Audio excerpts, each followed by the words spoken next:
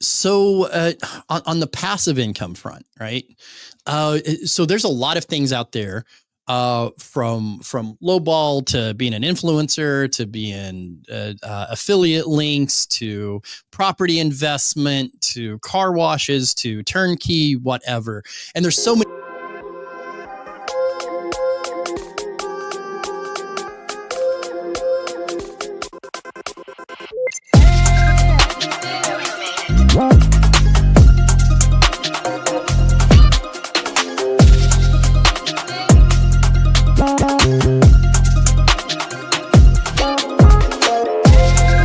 Things that people all have an opinion about. Kind of depends on how much you have, kind of like oxygen.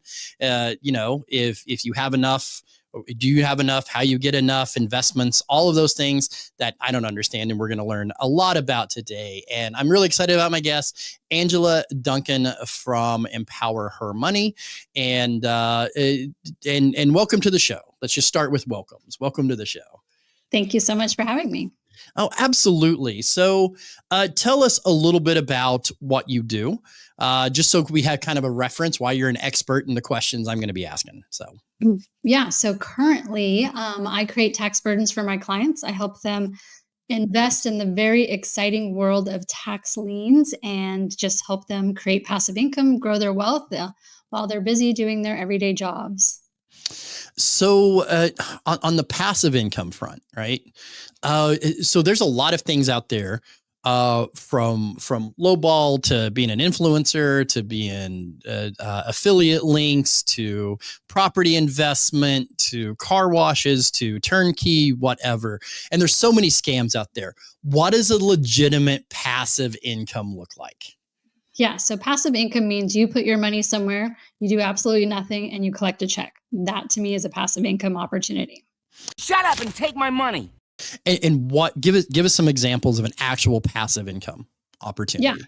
So for us, we have a fund. You write a check, you put money in the fund, and depending on which investment, you either get paid quarterly or annually, and you're just getting a check. We don't want you to do any work. You do not underwrite real estate. You don't need to know anything about tax liens or title searches or how, the government works, any of that stuff. You write a check and then we pay you back some interest for utilizing your funds to do what we do. So everybody's kind of putting in a pool, and this pool becomes an investment. That investment goes out and becomes invested. That investment gets returns, and you just get a return on that. But that seems like in the world of that, there could be people that are not quite honest with that. So how do you, if you're wanting to do this, how do you make sure the person you're writing the check to isn't just buying themselves a pool and you get nothing? Right. Do your research. You got to know what you're investing in. Get to know the person that you are talking to. Myself, I've been in real estate for 20 plus years. And so I'm not afraid to open up my Excel spreadsheet because I'm super nerdy and I can show you what I've invested in. You can go look up the assets if you want. Most of it, I live in Florida, is public records. You can see what my house looks like. You can see what my investments look like. But if someone asks me, show me where your money is, I'm going to show it to you. And I think honesty is very important when you come to investing. And if the person who's teaching you about it isn't willing to show you what they've done, then I would run. Okay. So I give you a fat check, you go invest it. Of course, you're going to get a commission, and we're both making money. You're not doing this because you're nice. You're doing this for an income. What is the right amount of commission that you're going to take and percentage I'm going to see? Yeah. So what you earn, I earn about 10% of what you earn. So the whole point of this is because we truly want to help people. Mm-hmm. If you're going into helping people with their money and your mission is not aligned with your heart, and for me, I'm a heart-centered person, then you're in the wrong business. And I think you can tell that when you talk to people, because I'm going to make sure that you're earning 10 times as much as I do. Well, yeah, I mean, because you can't like I know other commissions, other investments, sometimes they're up to 30, 40%. Like it's really hard. So this sounds good to me. So if I'm a schlub off the street, and let's just pretend that's hard to do, I know, because I am. But what would be a normal investment into a program like this? Is it like $500, 5,000, 500,000? What does the investment look like into this? Yeah. So first, let's back up a little bit. This is what's Okay. called a private investment, right? We're not talking stock market Mhm. where you can go and put $100 in an E-Trade account. This does take a little bit of experience when it comes to investing in a fund because the whole system is not created fairly, right? These private investments are typically reserved for wealthy people. They have certain criteria that you have to meet in order to invest in a fund. You've got to make a certain amount of money, you have to have a certain amount, like net worth, and we scratch that. We don't want to make it so that it's only available to wealthy people. But at the same time, I'm going to sit down with you and I'm going to talk through what you're currently doing because this is not meant to be every penny that you're investing. This is just a piece of the portfolio. And so that's part of my due diligence to make sure that you understand what we're doing and to make sure that this is not all of your investments. But it's really meant for people who are just too busy to kind of do their own research, to find their own properties, to understand what a tax lien is and how that ranks compared to a mortgage, or what other things that you should be looking for. We drive by properties because, well, you don't want to earn dirt. I don't want to invest in dirt, and I don't want to invest No. your money in dirt either. So there's a lot in the due diligence process, but understanding what a private investment is versus the stock market or any other vehicles like you talked about, a car wash, or I know nothing about Instagram or affiliate marketing. I mean, that to me is just super complicated. I don't even invest in crypto because I just don't understand it. So I Right. want to invest in something that I understand. And there's tons of like real estate shows that try and teach you how to flip this house and make 100%. Well, I don't really understand all of that for me to teach to other people. So I'm going to invest in what I know and I'm going to teach what I know. And I think when you sit down and have a conversation with someone, you can tell when they're truly passionate about something and when they're knowledgeable because you can throw at them a million questions and they're going to answer it right away for you. And if they say, I'm not sure, let me get back to you. Oh, that's a great question. Then again, this is like a red flag. Another time that you're just going to run away from them. So you seem like very honest. You work very hard for your clients. You say you're a nerd with spreadsheets or whatever. Have you ever just screwed up really bad? Oh yeah. It's over. We are screwed. Because we get to be experts, right? There's a couple fields where I'm comfortable saying I'm an expert in this field, right? And sometimes that has been a process of elimination learning because I fucked up. I screwed up a campaign. I invested. One of my favorite ones was this last company I worked for. I got put at director of marketing, and I'm there. I'm looking at where our own marketing budget is allocated, and I shifted something. Well, I really shouldn't have, because it brought every single one of our internal leads to a halt. We literally, our marketing died that day. And then it took us a good 3 to 6 months to fix that. And I had to go with my hat in my hand when they're like, everybody's like, why is this sky? And I'm like, oh, I did that. And then you have to go learn that. So tell me about sometime you screwed up like that, because it's honest. It's honest as long as you learned after it. But tell me about something about that. Yeah. So I'll give you one from way back in the day, and then I'll give you a recent one. Okay. When I first, I grew up in poverty, like Section 8 housing, welfare, lived in motels, couches, parks, cars, you name it, all before the time I was 15 years old. So I didn't know anything about money. And when I started on this journey, I walked into a bank. I said, I have $100, which was a lot of money to me back then. And I said, I want to invest. And the lady probably chuckled at me a little bit, didn't ask any questions, handed me a pamphlet and said, mail your check in. So I did. And I lost 20% my first year, which was huge for me Yes. because, we work hard for our money. But the point of that is we've all lost money somewhere. And my fault for not being educated on what I was investing in. I thought if I walked in and I sent away a check, some magical thing would happen and I would earn money. Did not happen that way, but I didn't give up either. I just became a student, right? I want to learn about investing so I can teach other people about investing.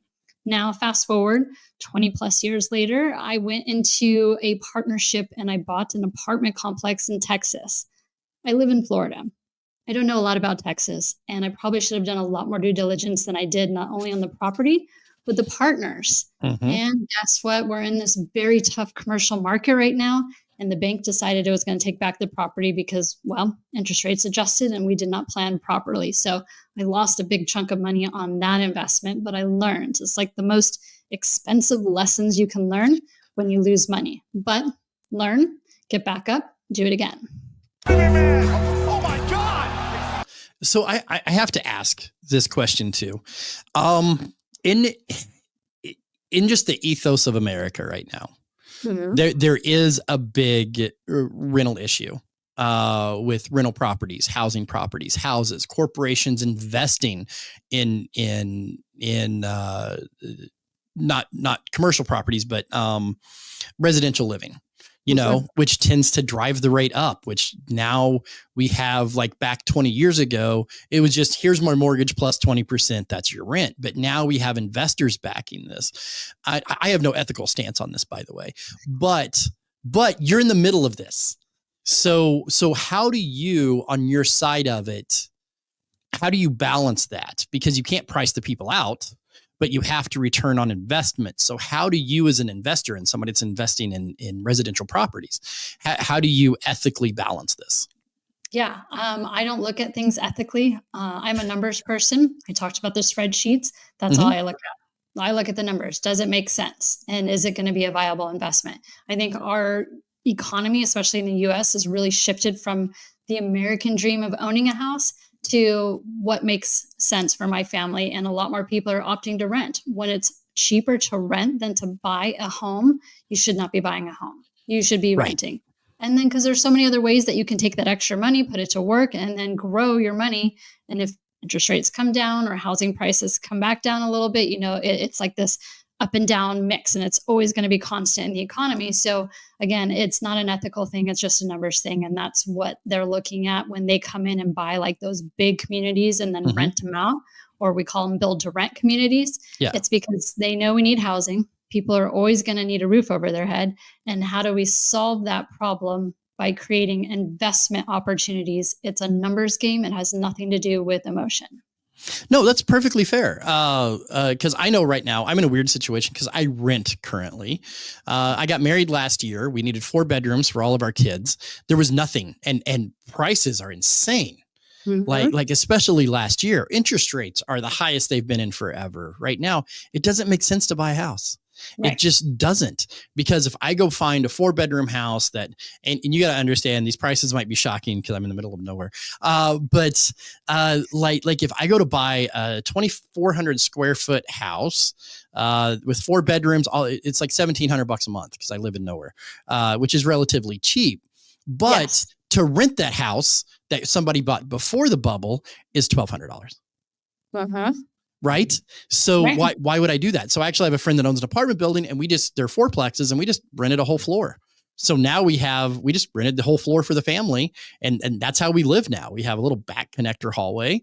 And me and my wife just this morning was talking about, when should we buy a house? And we don't know, because we went out and kind of looked around and kind of poked around, and we're like, not yet, because it just seems insane right now to go out and invest in a house with interest rates and mortgages so high at the moment. Yeah, but if you think about what you just described, so Fannie Mae has a product where if you buy a 4-unit like apartments or less, you can only put down 5%. So you go in, occupy one, you rent out the other 3, they're paying your mortgage. That's going to make sense for you. So perhaps it's just a mind shift of, since you're used to now living around other people, maybe you need to consider a multifamily purchase instead of a single family home, so that you can rent it to pay your mortgage, and then the numbers start to make more sense for you.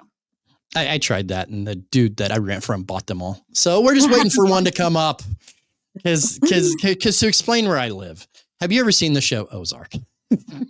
I actually don't have any cable or subscriptions. I've heard of it, but I've never seen it. For viewers out there, that's where I live. So yeah, it's the middle of nowhere. I live in a town of 15,000 people in southern Missouri. No, God, please, no. No, I've lived in California, New York, all over, but I did come back here because housing prices was cheaper, and this is where I'm from. And now I can babble in a microphone from anywhere in the world. So, so you seem to be somebody that moves through, like you said, you grew up in abject poverty. When did it really become your life's work of investing and basically money farming? When did that become your desire? Was it at that point that you lost $20, or did you have some other jobs or some other adventures in there before you got to where you were at? No. So when I was in high school, I just remember like getting made fun of, not having clothes, having to get like free school lunch, which was Yeah. awful. I hate Taco Bell because it was what we had every single Friday. Right. So when I was 18 and able to sign my own lease, I was like, this will never be my life. I will not ever be in poverty again. And I think that really pushed me. And I think that's something that I teach people too, is like, that was a huge advantage. Growing up in poverty for me was a huge advantage because I had nothing to lose. So you don't have that fear of like, oh Yeah. shit, You're a I might survivalist. Yeah. lose. Right. So Yeah. I'm in that mode. I spent my entire life learning about money. It just fascinates me and it makes sense. And it doesn't to most people. And I think I found that out later on in life. And I want to be able to just teach people simple stuff because it's not supposed to be scary. It's just a tool. It helps you get to where you need to go, just like your car or anything else that you're using in life. But yeah, I went through a lot of different hats, so to speak, from a financial advisor, real estate agent, insurance agent, podcast speaker, just finding different avenues. Like, how do we reach more people? How do we teach money? How do we make it simple? Because there's no reason we should have poverty in this country. In this country, there's so many opportunities and ways to get out of poverty. It's just educating people. And then those people actually have to take action. Why do you think we don't educate people about money? Is it a tinfoil hat of the government just wants to keep people down? Is it because high schools are just ill-equipped? But I remember there's like no economics classes anymore. I've got a bunch of kids going through school. They're teaching math, but they're not teaching economics. They're not teaching how to not be poor. Like, where's your resource? Because if you're going to a public high school in Missouri, just like you said, if you're going to a public high school in a small town in Missouri or Florida, wherever you're at, they're not teaching you how to not be that person anymore. They're not teaching you how to grow, how to flourish. Why do you think that we have such a lack of teaching people money? I think so. If you think about the school system in general and where it started, right? When the education system was put together, we were a nation of employees. You had big companies and they worked for a company. So we're taught to sit in a line, be quiet, listen to the leader. Don't, think outside of the box. Here's your information. That's all we're given to you. And we've never really changed that whole school system to adapt to today. And you still have government that wants to, they create tax codes for business owners, but it doesn't help the poverty level, right? So it's still an unfair and unbalanced system to help the wealthier and the business owners in the country. Until that shifts and hits our school system, I don't think that that's going to change. And unfortunately, it's the responsibility of a parent today to have to learn and then teach their kids, right? Which I did for my daughter, but that's very difficult for people who've never learned. Like, how do you teach something you've never learned? I can't teach people how to cook because I suck at it, but you've got to, have like this shift in how the country teaches their own people. And we see it in other countries, but we just don't see it very present here in the US. I don't know the answer to that. I just know where we started, and obviously we've come a little bit of ways, but it's the school system that's still failing for our country. I would agree with that to an extent. Yeah. Because the whole school system was so we could all have the same average education or knowledge as we entered the workforce. That was all it was for. Then college was, hey, let's extend that. 25, 30, 40 years ago, you didn't need college. You could go get a tradesman. We've kind of reversed back to that again, that you can be a tradesman, you can be whatever. But I think I grew up, I wasn't in poverty. It started out in poverty. My dad got a good job. We kind of rose up. Then my dad just became extremely cheap, which taught me the wrong values about money, right? Because just being cheap does not mean you're good with money. It's just being like, okay, we're going to all wear hand-me-downs and do this, and I'm going to have a big bank account full of money doesn't mean you're good with money either. You have to be educated about how to make it grow, how to make it work for you, what to spend it on, what not to spend it on. Being able to go, yeah, we can buy some shit off Amazon this week, but we have to set these budgets and we have to set things. So take a minute and educate and give us a couple things that we don't know, that generally you found the public doesn't know about money, and it just surprises you we don't know this about money. Yeah. So I think we've become a nation of convenience, and most people don't even open their credit card statements anymore because you just charge everything you do in life to your credit card, and just if you're paying it off, great. If you're making your minimum payment, that sucks. But they don't pay attention to what they're spending money to. So when you ask people, like, how much money do you spend on gas this month? Most people have no clue. And there's apps that are free that are available for you to use. We also subscribe to many things. I talked to you earlier. I said I don't watch TV. I don't have cable because for me, it's an expense that doesn't make sense. It's not helping me, and I would rather be doing other things. That's my preference. So there's apps like Rocket Money that will help you figure out what subscriptions do you have. Do you really need these? If not, they'll help you cancel it. And they're free apps. Yeah, they're going to grab your information, get your email, and put you on a crazy campaign of email lists. Like I'm not on 847 of those anyway. Yeah. Sign up for junk email so you can use it and just, not get any of that stuff in your real email box. But I think there's just like simple tools like that people don't understand. Like I live in Miami. I have a garage. If I wasn't using my garage, there's an app I can rent that out. If I want to make money on the side, I can go walk dogs or clean houses, and there's apps for that. I mean, technology has taken us so far that there's ways for you to not only cut out your expenses, but create more income so that you can get to the goals that you want to be. But I think people just forget that you have to take action. It's not going to just happen for you. You got to go find the resource, take action, put it in your life, and kind of change your own habits in order to get to where you want to be. Yeah, because it kind of bleeds into hustle culture a little bit that, there's money out there. You just have to go get it. You have to find that. You have to. I didn't know about the garage app. That's kind of cool.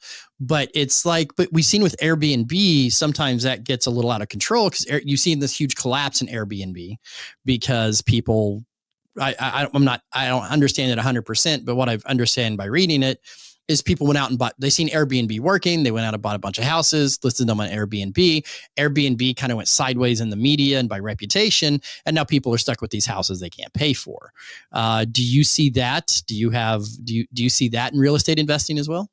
Yeah, absolutely. South Florida. And the biggest part of that is the government can change the laws at any time and you have no say. And so like Miami Beach, for example, the hotels probably did a big push on this, but they outlawed Airbnbs on Miami Beach. Why? Because tourism brings money into the city. And so does the hotels. Hotels pay tax and it brings money into the city. And so, you don't control what happens in the government in that instance. And you go back to tax liens. Like this is why I like tax liens, because if you don't pay your property taxes, the government sells that tax lien and guarantees what interest rate they're going to pay you because they need the money for investing. They're not going to change the laws on that because we're helping them to run their budget and their government versus us being an Airbnb owner that pays such a small little tax that they're going to change the law anytime and outlaw it because, well, they've got bigger people with bigger pockets pushing different agendas. So explain to me real quick as we finish up here, how does one invest in a tax lien? Like you keep saying this and you might as well be speaking Swahili because I don't know any of this. So I just know what a tax lien is, that somebody owes taxes and the government takes a lien out on the property. Yep. Am I correct up to this point? All right. Yes. Basics. So how does one invest in that? Okay, I'm going to give Florida as an example because only half the states offer this and every state varies a little bit. So in the state of Florida, if you don't pay your taxes, yes, a lien gets placed on that property. That lien, just like a piece of paper, gets sold. So I log into the online portal for the county that you live in and I see what's available for sale. Well, I'm going to go drive by that property, make sure there's a house there, do a little bit of research, figure out if there's other liens on the property, and then I bid on that tax lien. Florida pays 18% interest. So say you didn't pay $5,000 worth of your taxes, right, on your property. I can buy that tax lien. The county of Miami is going to pay me 18% interest, just like a bank CD. And either they sell the property or the property owner pays the taxes. Either way, the county gets their money back at some point. I get my money back plus the interest. So 18%. Why not? Why would I put in a 5% bank account when I can buy a lien on a property that's guaranteed by the government because, well, they get their money no matter what, and it's a much higher percentage rate? I don't know why anyone invests in savings accounts. No, savings account, I think, is the thing that all of our grandmas did to us, right? That grandma was like, come on, we're going to go down here and put $2 in your savings account. And I think for your average, man, I don't know what phrase we use anymore. Poor Americans are destitute, income deficient, whatever it is. Undereducated. I think savings account, I think a lot of people don't have them. right? Mm. I remember when I bottomed out my life one time, it was just a big deal to have a couple $100 in savings, right? Or a few $100 in savings. And then I built up and I had a few thousand in savings. And it was just, it was, I played the savings game. How much money can I get and stuff into this account? Later on, because I wasn't educated, I should have had that other places. I should have been doing other things with it to pull that money out. But I think when you come from a point of poverty, just having a savings account is a big deal. And I don't think anybody really knows what tier 2 on that is. Right. Like, where do I go from here? Great. Got a savings account, that's a big thing. And taxing is a vehicle. I don't suggest it as your whole portfolio. But I also talk about retirement. Like, retirement should be your first focus. If you're not in credit card debt, retirement should be first. You can get a loan for a car, you can get a loan for education, you can get a loan for a house, but no one's giving you a loan when you hit retirement. And then what? I think Alex Trebek, before he died, said I could reverse mortgage my home, or was that Tom Selleck? Which is just sounds like a bad idea. Oh, don't do that, because you don't own your home at the end of the day. They right. do. I know. All your life for a house, and then you don't own it anymore. You just could tell that was shady, that they're just taking advantage of desperate old people. That just seemed like one of the shadiest things ever. So, so how do we get a hold of you? How do we find you? Because this has been so much fun talking to you. And one of the things that I like to do, because I'm a squirrely bastard, is that I just like to ask like different questions. And man, you were right there with the answers. So I think my viewers are gonna feel the same way, because when you come with weird answers and questions, or come with weird questions, but you knew what I was gonna ask even probably before I asked it. So how do we get a hold of you? How do we find you? How do we take advantage of your services? Yeah. So Instagram, Empower Her Money. And if you message me the word quiz, I'm going to send you a quiz. You can figure out what kind of investor you are. Empower Her Money is also my website. So empowerhermoney.com. Thank you so much, Angela, for coming on the show. I cursed more than you. It was so funny. The episode that I did just before here is that the dude on here said one curse word, and because I know the guy and he's very respectful, but yeah, he said one curse word and I said none. I've managed to get a couple in here. But anyway, you haven't seen me driving. That in Miami, that's when the curse words come out. Pretend you're driving. No. Okay. I'm keeping this good image right here. All right. If I'm ever in Miami, I'm going to look for you in traffic. It's over here. This has been Business Uncensored. My name is Ryan Shear. You can check all of our other shows out on Small Business Delivered. That network is there. We got about 60,000 impressions a month on our network. So if you want to join that network, give me a call. Also, if you want a podcast of your very own and you want it to look all spiffy like we do, you can call me or you can send me a message at ryan@titanmediaworks.com. We make it really easy. We're going to send you a link. We're going to send your guest a link. You're going to come in here, you're going to talk, and then a few days later, magically through what we do, is you're going to get your completed professional podcast with show notes, clips, everything that you could ever imagine to get started. Podcasting could be a giant marketing tool, but it's an investment of time or money.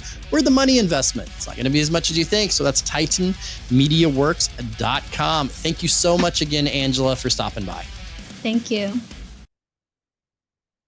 Thank you for listening to Empower Her Money podcast. I am grateful for you. Please make sure to leave us a 5-star review, like this podcast, share it, subscribe, and let's keep teaching others how to take control and be empowered with their finances.